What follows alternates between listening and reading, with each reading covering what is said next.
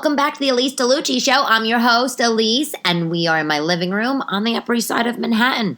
How are you doing? Can you believe it's almost December? What the heck? Anyway, today's episode 21, we're talking about how to be a good wife. This is according to the 1950's Good Housekeeping magazine, okay? Modern couples are ditching the idea of marriage proposals. We're going to talk about that. Also, how do you talk to your partner about money? I did that not too long ago. It's so not easy. So not easy. So take a sip of your drink, relax, and talk to me, Elyse. Okay, fact of the day. I feel like this is a marriage-themed episode. I don't know why. I'm not getting married, nor am I married. I'm divorced, as you know. And I don't know if you're married or whatever, but this just seems to be the theme. Anyway, fact of the day. In Scotland, Ireland, and England, on the leap year, that's when people say in those countries that the woman is able to propose to the man. Like I don't know if she has better luck on the leap year, but that's like the thing. If the girl wants to propose to the guy, do it on the leap year. If you're in Scotland, Ireland, or England. But so here's the thing. Now, Finland, okay, has the same sort of rule, propose on the leap year if you're the girl proposing to the guy. But if the guy rejects your proposal, the man has to give the woman fabric so she could go make a skirt. I know. This is actually true. This is really true. And it's also really insane. I mean, as I'm saying it, I'm like, really? But, it's like, first of all, this is 2020. Okay, if you are with a guy and you want to propose to the guy, why the hell do you have to wait for a leap year? Okay, that's like every 4 years, number one. Number two, if he rejects you, are you really going to want to accept some fabric from him so you could go make a skirt, Susie Home Makeup? Please, get out of here. I'd throw the fabric back in his face. Get the hell out of my face. You're horrible. You told my proposal? What? Anyway, but it's true. So, how are you? Did you have a good Thanksgiving? It was just the craziest year. Everyone I spoke to, I mean, a lot of people didn't even make a turkey, or they didn't even care about Thanksgiving. Most people that, I know, it was their immediate family only. I don't know about you. People had, or they went to their parents' house, like, mother, father, whatever, and then their children. But no one had the big thing. Nobody was using their fine china. Even on TikTok, I don't know. I got this huge turkey because it was like the last minute. It was the last minute for me, knowing that I was going to make Thanksgiving. My daughters were like, "Mommy, can you get a turkey, please?" And I'm like, "Yeah, sure. I'll go whip that up. Let me go kill a turkey in the middle of Manhattan the day before Thanksgiving, okay?" But I go to Morton Williams, and I think that's owned by ShopRite. I find a 23-pound bird in there, and it was like over $100. I mean, I have food for the next year in my freezer, but still. But I bought it, and I should have bought a freaking chicken. A roaster. I should have bought some Cornish hens. It would have been much more in line with their fancy tastes, my kids, I didn't even think about it. I should have done that. But hopefully you had a nice day. Ours was small. I mean, we just, stayed in the apartment. We went for a walk before. It was so muggy in Manhattan, and I had on like a wool coat and a turtleneck, and I go out there and it's sweltering. And I'm like, it's so unnatural. Of course.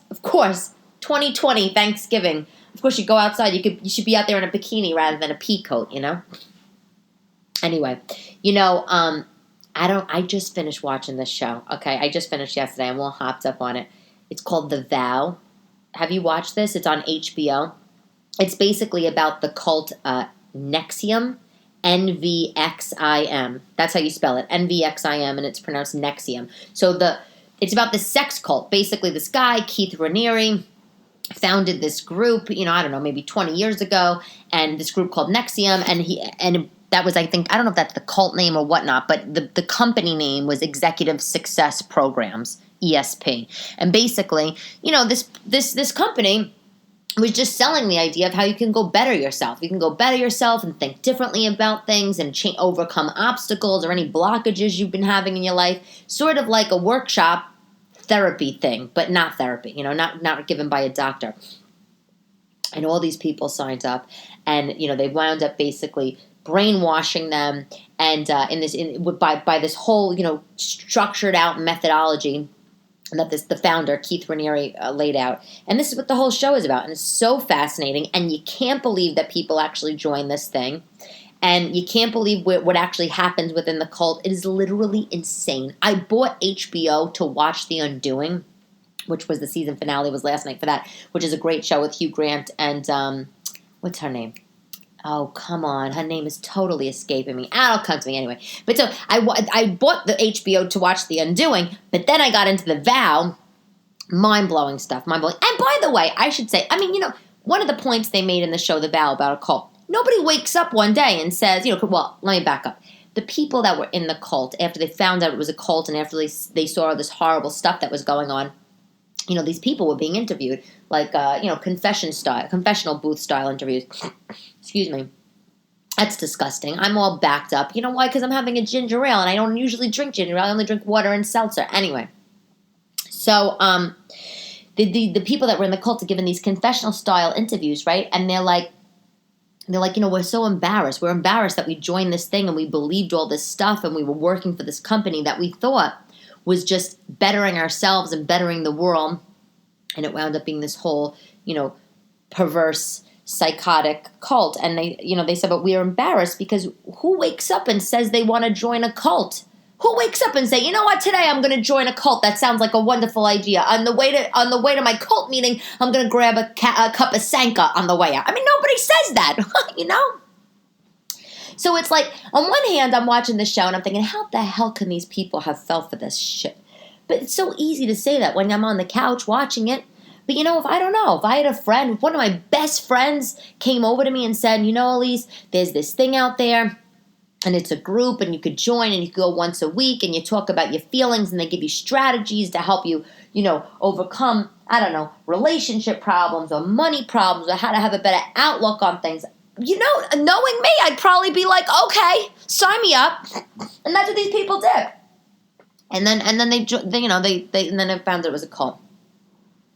So that's the show. I recommend The Vow on HBO. And by the by, totally unrelated. Oh, look, my work phone's blowing up. Anyway, I actually went to an ashram a few times. I don't know if you've ever been to an ashram.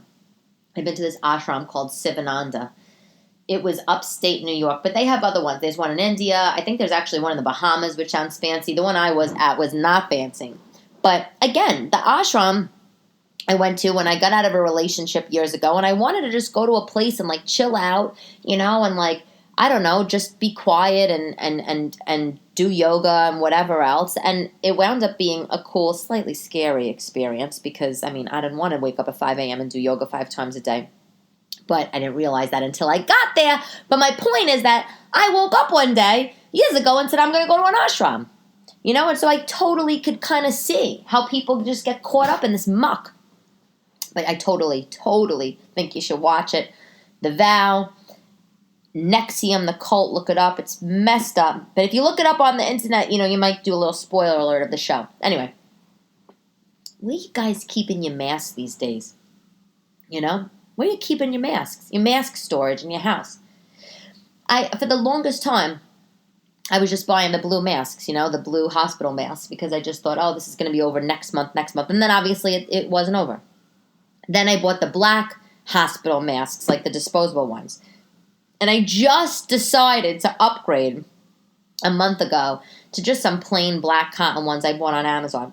But in my entryway, I have a small little entryway in the city, my apartment here. And as if I have other homes. Oh, I have a small little entryway here in the city. As if I have a fucking countryside mansion, 2 hours up north. I don't. Spoiler alert. There's no mansion, which this is what I have. I want to say what you see is what you get, but you can't see. Anyway, I have a little entryway table in my foyer, and I have masks just loaded up there. Literally, I wash these reusable masks, and I put them right on top of the table. It's depressing. Every time I walk in my house or out of my house, I'm reminded that, I have to have an array of masks, and I have a box of gloves next to it, and I have hand sanitizer. And I have it all on top of a little paper towel that I change out weekly. It's crazy. I look like an OCD nut job. But it's where do you keep your masks? Do you put them in your underwear drawer? Are you keeping them, in the kitchen with your dish towels? I really don't know. I gotta turn this phone off. But, I obviously, I keep by the door, so I remember to take the damn thing when I go out. You know how many times I've gotten in the elevator and I was like, shit, I forgot my mask. But I need a better mask storage thing. So, so lots of things we're talking about, but I'm doing a recipe because I think I said from now until the end of the holiday season, wanted to do one recipe per show. And today I have a recipe for Jello mold. Now, let me just put this out there for you. I have a fascination with Jello molds. Okay, do you know about Jello molds? I'm sure you do. But I said to my boyfriend yesterday, I said, babe, I think I'm going to make a Jello mold. He's like, a Jello what? I'm like, a Jello mold. He's like, what the fuck is a Jello mold, Elyse? And I'm like, it's like that thing in the 1950s. It kind of looks like a half moon, gelatin structure, shape, sculpture. And inside was all sorts of wacky things like limes and, I don't know, cranberries and maybe a sprig of rosemary. It looked like a party in a Jello dome. And he's like, I have no idea what you're talking about. But I didn't make one last night. But I'm going to.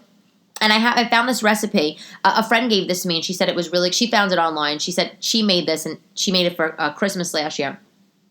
And she's like, Elyse, this is like the best one online. You got to do it. And I said, oh, okay, fine. So I'm going to give it to you. So again, disclosure, I didn't make this yet, but I am. I'm going to make it this week. And when I do, I'm going to TikTok it because I love it. And by the way, before I tell you that, I have a bundt pan. Like, a bundt pan that I use for cakes or whatever. If you don't have that, you can use any old dish, like a Corningware or any old thing.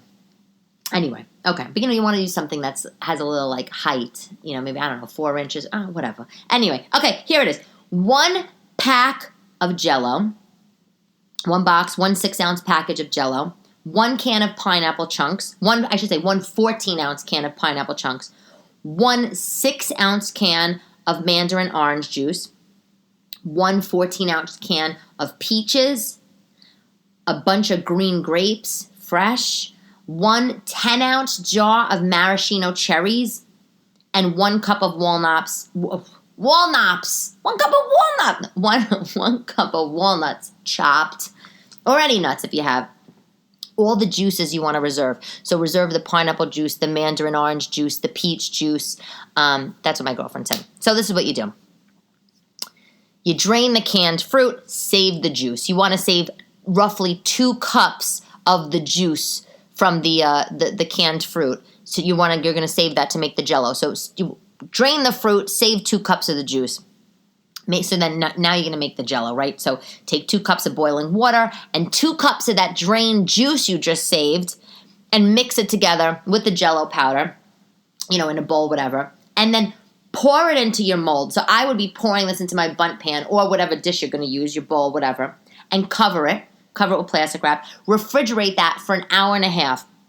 So at this time, she told me the Jello is going to be like half set, right? You're not putting any fruit or anything in it at this point. You're just going to cover it and put it in the fridge for an hour and a half. And then when the hour and a half is up, you're going to stir in the drained fruit and the nuts, and you're going to put it back in the fridge until it's all set.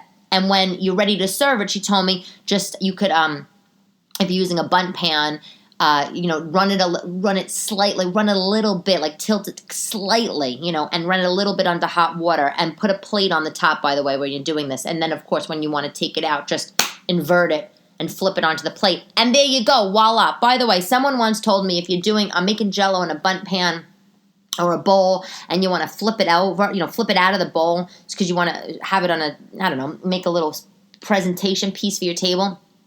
Put, spray cooking mold cooking spray inside the bowl or the mold before you start, so it slides out easily, and also put some cooking spray on the plate when you're flipping it over. So that's it. I didn't make it yet, but I'm so excited to make this. It looks so cute. She showed me a picture from last year. It looks like a Jello sculpture on the plate. Like, I'm going to put it on a plate. I'm going to put a sprig of rosemary at the top, and I'm going to have a Charlie Brown Christmas tree in the middle of my table. I think it's going to be fabulous. But isn't it funny? Like, in the 50s, people used to make these all the time. Like they were like, it was like part of the dinner, like a Jello salad, gelatin salad with ham in there and sausage and stuff. Oh, woof. Not for me. But Jello molds with fruit and stuff like that, I definitely could get on board with. But I just have this fascination for some reason with 1950s cooking. It's probably why I picked the theme song, the intro music, I should say, to my podcast. I feel like that's very 50s-ish, Anyway. And if you've made Jello molds, let me know. I'm curious. I'm curious to how they've come out. So, moving on to 50s things, more 50s things. There was a magazine in the 50s called Housekeeping Monthly. I tried to find this magazine online, Housekeeping Monthly from the 50s. I couldn't find it. I actually think that it's probably Good Housekeeping magazine. I don't know. But basically, whether it's Good Housekeeping from 1955 or Housekeeping Monthly, whatever this weird magazine is that I couldn't find. I shouldn't say weird. I just don't know where it is. They came out with a guide in their May issue, their May 1955 issue, and it was called The Good Wife Guide. Basically, how you could be a good wife to your husband, a good wife and a good mother, according to, this magazine and what was in style then. And can you just believe that? Can you imagine? Opening up the newspaper, your local newspaper, or I don't know, any magazine you subscribe to, and it was like, How to Be a Good Wife 101. I would be like, are you kidding me? So I printed this out. I'm gonna read you some of these things. Some of the things actually, I gotta say, I think I kind of agree with. Here's my thought. I feel like you're gonna think the same thing. I don't know if you work or not, but I work. So, I'm not. When I was married, he was working 9 to 5 and I was working, so it's not like I had all the time in the world to, be a Stepford wife during the day. You know what I'm saying? But if your partner goes out to work every day and he's the sole earner for the household and you have kids or whatever, and you're home raising the kids or just, I don't know, you're just home, maybe you just you're a lady of leisure, home, I feel that there are things you probably should do. Like your job is to, I don't know, take care of things around the house. I'm not saying you as in you, the listener. I'm saying that's how I feel. If I was married and my husband was going out making all the bacon and I was home all day with the kids or without the kids, I would make sure I did my little air quotes job in the house, and I would feel that that's making a meal or whatever. And I do that stuff anyway. So that's my take on it. But this list is a little extreme because, these women, they weren't working. So basically, have dinner ready, which I agree with. Prepare yourself. So they're saying about 15 minutes before the man comes home, go into the bathroom, freshen yourself up, make sure you have lipstick on. I kind of agree with that. I mean, I don't want to open the door and greet my man like a big slob, but, whatever. But if I'm tired from work, I mean, sorry, buddy.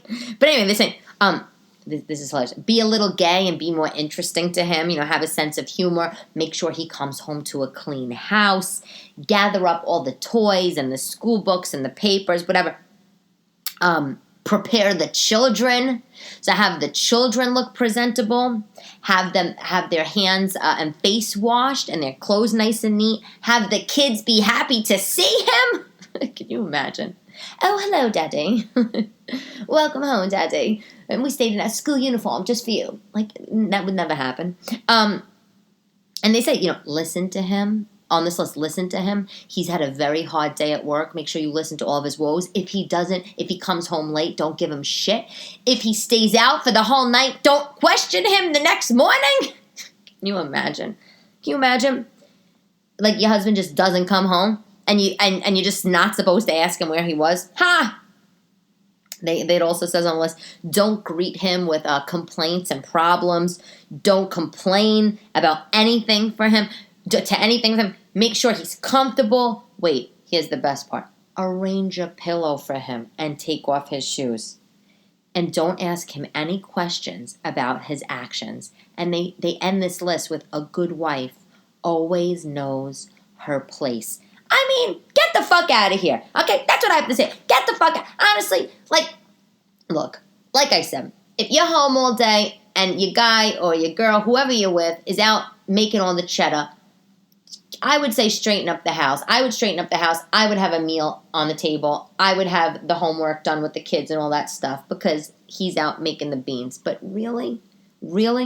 Don't question him? What kind of house arrest slavery is this? This is what it is. It's a Bible for house arrest slavery. I just think that it's funny to see how society once behaved because this is very true. And these women, while they were preparing the meals, they were making Jello molds. Here, honey, I made you a beautiful dinner. Jello mold is bologna inside. Anyway. So, I I subscribe to the New York Times. I love the New York Times.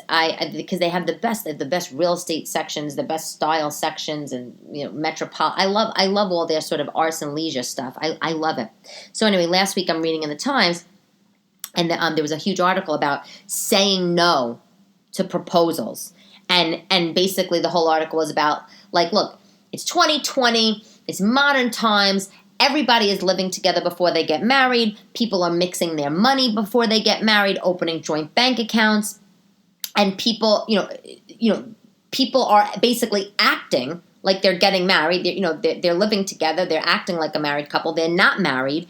And when they decide they want to get married, they're not saying, hey, Stanley, I'm going to need you to get on one knee and give me a big rock. They're not saying that, these people. They're basically saying, having an intelligent conversation.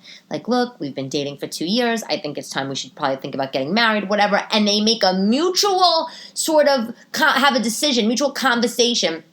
And that's it. They just, boom, get engaged. And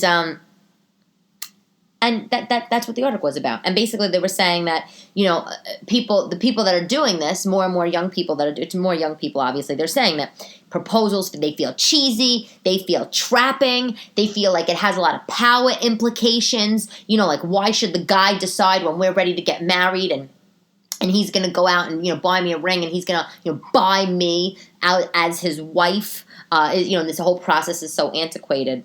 And, and their whole point was, we live in this forward-thinking society.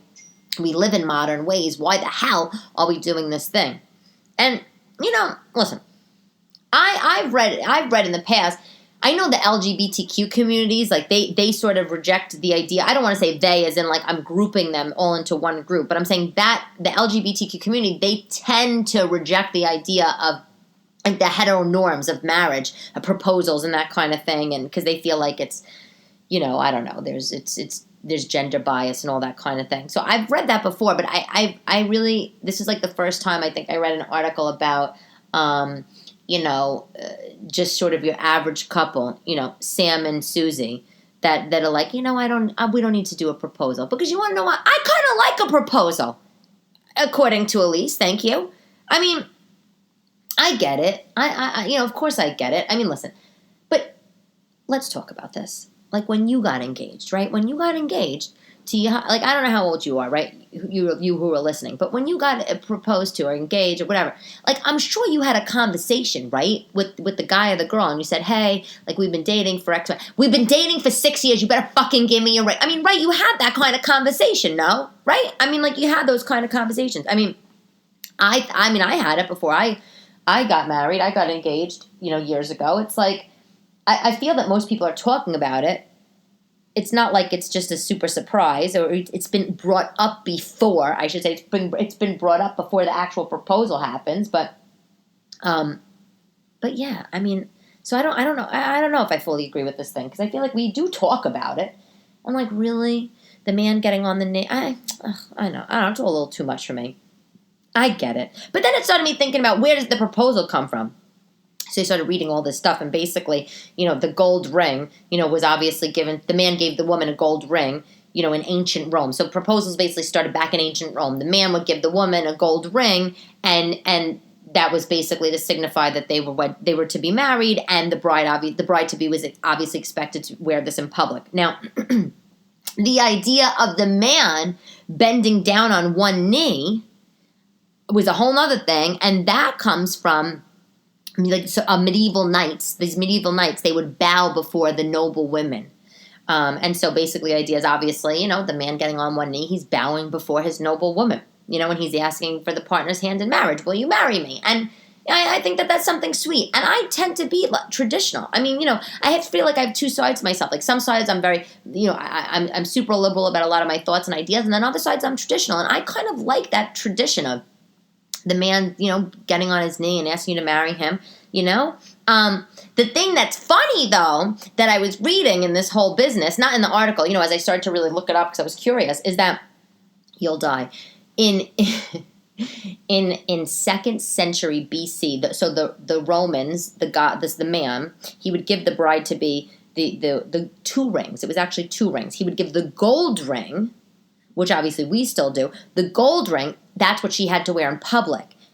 And then he also gave her an iron ring, I swear to God, an iron ring, and that's what she wore at home while doing the housework. That gets me a little miffed. Like, come on, that's antiquated for me. Can you imagine? Hey, babe, I've been with you for 2 years, and I love you so much, and I would like to ask you to be my wife, and blah, blah. And out comes 2 rings, one shiny gold ring for you to go parade around your friends, and then what? A casual wedding band, a casual engagement ring, your casual ring to wash the dishes and scrub the tub with, and it's made out of iron, like the same material that handcuffs are made out of. No. I couldn't handle that. But that's true. That's what happened. And then, it's like today, obviously, so many people are moving away from diamonds. I mean, so it's like, fine. You want to move away from proposals and you don't want to get a ring, fine. That's fine. That's your business. And by the way, a lot of couples also, as I know, and I'm sure you know, they're feeling like I don't need to spend, thousands of dollars on an engagement ring. A diamond engagement ring just to show my love and affection to the woman. And a lot of women are saying, obviously, I mean, I'm sure you've heard this. They're like, yeah, we don't need this, thousands of dollars worth of a ring to run around. So most people are getting, non-diamond engagement rings. But they're still doing the proposal, obviously. And, I kind of like the idea of a non-diamond engagement ring. I don't know. I think it's different. I think it's cool. I think it's unique. And when you really think about it, boyfriend, if you're listening, don't get any ideas. No, we're not getting engaged. But I do think it's cool. When I look online, which you really can never see the prices of engagement rings online. But when I do look online, or if I'm just browsing in the store, I mean, the prices are ridiculous. I mean, come on, even for something like very, very, very modest, I mean, the prices are just so outrageous. And I don't know how people get their money these days. Like, you're supposed to buy the ring, and then you got to put a down payment down in a house, and then, you have a million things to pay for. I mean, it's hard. So all these people obviously are looking at alternative rings if they are doing the proposals. And I like it. I do like that. But, the bottom line, so, it's like, obviously there's the Mohs, what is it called? What's that thing called? The Mohs Hardness Scale. You know about that? It's basically like it says, it ranks the hardness of all the gemstones. Like a 1 on the Mohs Hardness Scale is talc, and a 10 is is a diamond. So the 10 is the strongest, and 1 being talc powder, baby powder sort of thing. That's obviously nothing, it disintegrates. So they're saying if you do go for a diamond engagement ring, you want something just as hard as a diamond. So it's like the ones that are as hard as a diamond: sapphire, emerald, ruby, aquamarine, topaz, alexandrite. Those are hard. Those are good options if you want to have a non-diamond engagement ring. They're saying what's really bad as a diamond alternative engagement ring is amethyst, opal, pearls, tanzanite, because those stones are all like about a 3 or a 4 or a 5 on the Mohs Hardness Scale. I remember all that stuff from when I was when I got engaged, which was I think maybe, I don't know, over 10 years ago now, which is crazy to think, but wow, it was that long. And I don't know. I got news for you though. These other stones, okay, girls, on the Mohs Hardness, sapphire, emeralds, and rubies are like seriously just as expensive as diamonds. I mean, I feel like they're arguably just as expensive. Sure, you can get a blue sapphire for probably less than a diamond, but if you want one of those like beautiful bright blue sapphires and beautiful cut, I mean, you're going to be spending just as much as you would for a diamond. So I don't know. You could always get a CZ, cubic zirconia. Who the hell's going to know the difference? The fakes today, they're so good. I wish I had a good fake for you. Actually, I'll get back to you on that. Someone I know told me about a really good, I don't want to say fake diamond, but it's a diamond alternative, a cubic zirconia, but it was a brand. I want to say Forever Diamonds, but it's not. It's something else. Anyway, whatever. I mean, like, nobody's really going to know. But, I get it. Diamond is the hardest. Diamonds are perfect, arguably, blah, blah, blah. I don't know. I've been there, done that, so I kind of feel like, it's just a thing. You know what I'd rather have? I'd rather have a beach house. That's what I'd rather have. Yeah, you want to get, I say to my boyfriend, you want to marry me? Yeah, we could get a beach house. Like, fuck a ring. Who needs a ring? I'll take a beach house. It's like I said on TikTok. Who needs diamonds when you can have a Dyson, you know? This is true. Moving on to a product review, and on the jewelry topic, though. So I got this ring a long time, not any in diamonds or fake diamond, whatever. I bought this ring on Amazon a year ago.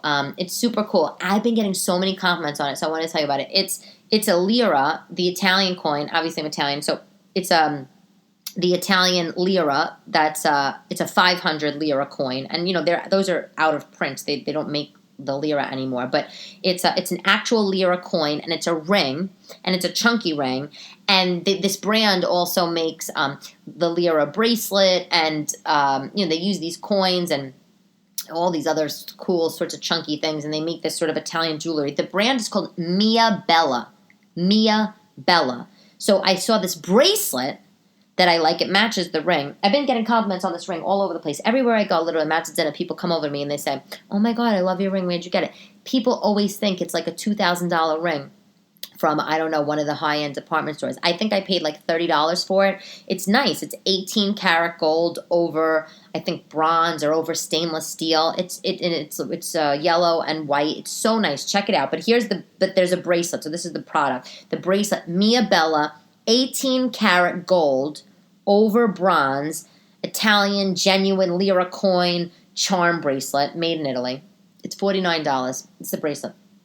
I love it. I actually think this makes a great Christmas gift too. If you have like a sister, or if you want to just, do the whole thing, buy one for somebody, buy one for yourself sort of thing that I seem to get into that trap every year. But and then I have a giant credit card bill after the holidays, and I'm miserable, and then I gain weight because I'm doing nervous eating because I have giant bills. But anyway, so I love this. Mia Bella, it's so cool. And like, here's the thing. This is why I'm talking about this, because I love jewelry. I just, I love it, but it's just so expensive. Like, I don't know. I don't know what gold, I don't know what the stock prices of gold. I don't know what commodities trading is doing right now. I don't know anything about that right now. I'm not tracking it, but but it's freaking expensive.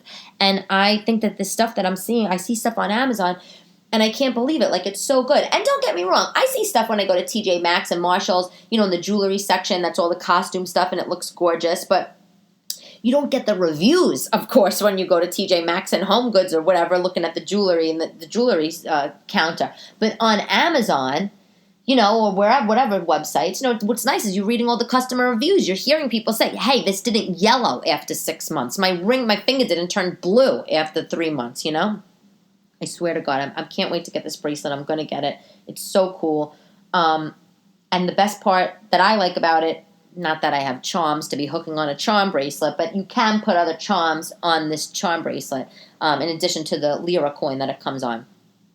I love it. Anywho. Question from the audience. Okay. This is, again, I don't know, this is like the marriage-centric episode, the couple, whatever. This is the question. Hey, Elyse, I'm scared to talk to my boyfriend about money.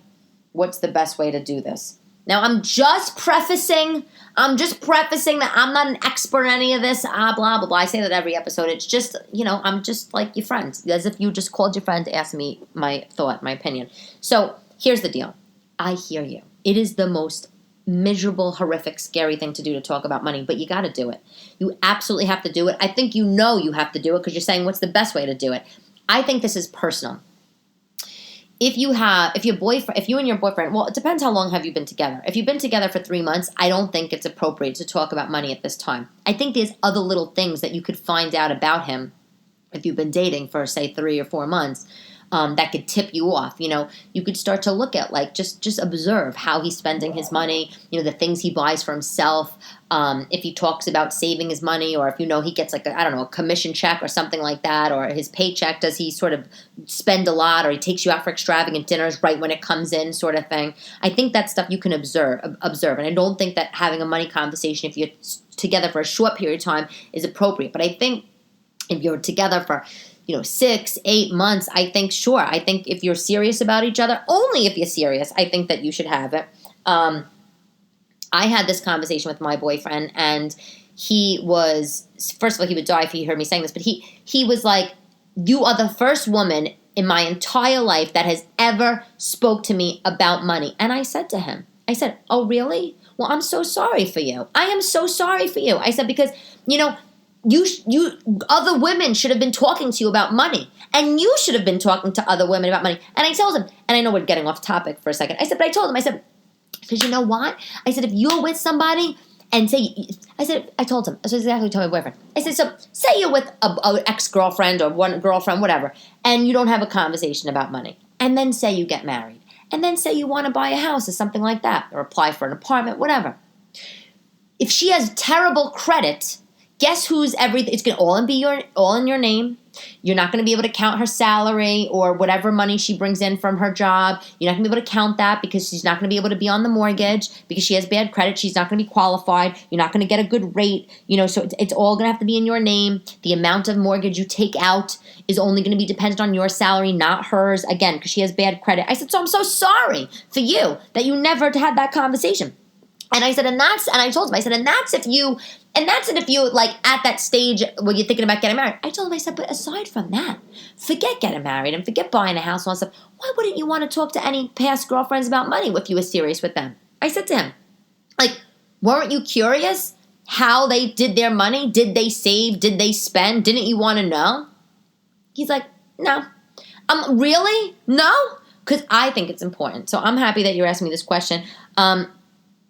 I think that a lot of times our views on money come from how we were raised, I feel like that's a general statement to make, but, if you were raised in a household where people were conservative spenders, I think, and that was always sort of talked about at the dinner table, or you always saw your parents save money and not be extravagant, I think then that will translate over to the kids, to us. I think that if you saw your parents, buying super fancy things and being very flashy, I also think that transfers over.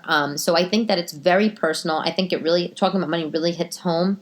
How I spoke about money with my boyfriend, which was hilarious, was I made an Excel spreadsheet and I wrote down all of my questions that I had for him. I did not ask him questions like how much money do you make and how much money do you have saved. I didn't ask him like that. I just asked him what was his thoughts on money, what's important to him, what do you like to save your money for, what do you like to spend your money on, what's your worst sort of financial mistake, what are your assets, do you have a 401k, an IRA, a retirement? So I wrote all of those questions down in an Excel spreadsheet, and I basically sat him down and I said, well, I want to have this conversation with you.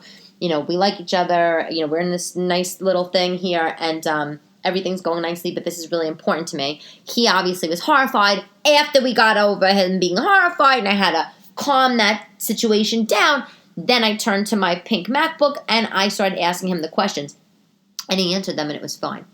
He was, at times he was a little uncomfortable. He said, I'm uncomfortable, whatever. But for me, using the Excel spreadsheet was really good because it helped me have a guide. So we did go off on a lot of tangents, but, because I had it all written down and the questions written down, it helped me bring that back. So I would recommend doing it like that. That's just how I did it. I think that if you don't have the conversation structured out, I think because money is such a sensitive topic, I think because it hits such a sensitive nerve for men particularly, if your partner is a man, or say just someone, a woman that it would be very sensitive for as well. I think that having the structure really helps. And I think once you ask them their questions, ask the questions, I think that you should establish right up at the front, you say, I want to answer these two for you as well. Or, let him answer and then you go answer them, blah, blah. So that's what I would recommend. I think that have the conversation, be structured. I would write it down. If you want to really be super structured, I would even give him, print it out, make a copy of it for him and let him ask you the same exact questions back right when he's done answering. And I think that it's going to bring you together. I mean, listen, and by the by, if somebody doesn't want to talk to you about money, if they're really like closed door on it, this is what I would think. I would think either one, they're not that serious with the relationship, and that should be a sign for you, or two, they're embarrassed and they're hiding something. And once you get into the financial intimacy with somebody else, I really think it's a make or break. It's either going to bring you closer, or you're just going to both be at two opposite ends, and it's going to be kind of a big eye opener. So that's my opinion. I hope I answered your question. Quote of the day: Caroline Rhea. Remember her? She's a comic. I haven't seen her. I don't know where she's been lately. I haven't seen her around. But Caroline Rhea. Quote, "My favorite machine at the gym is the vending machine." That is something that I can definitely relate to. Anyway, that's all for the Elyse DeLucci Show today, episode 21. Thank you for listening. I'm trying to get more listeners on this podcast. I don't really know how you get more listeners, just besides for keep doing them and have everybody be happy. But if you want to recommend it to your friends, I would love that. And I think, though, that a good way to get listeners is through reviews. I know if you listen to this every week, you hear me say this all the time. You're probably like, wah, wah, wah, she's only talking about reviews at the end. I am, because they're so important to my podcast growth. And that's about it. So you can follow me to subscribe to the podcast on Apple Podcasts or Spotify. You can follow me on TikTok at Elyse DeLucci or on Instagram at Elyse DeLucci. On my Instagram, I tend to post some more personal pictures and stuff like that. And I will talk to you next time. Ciao, ciao.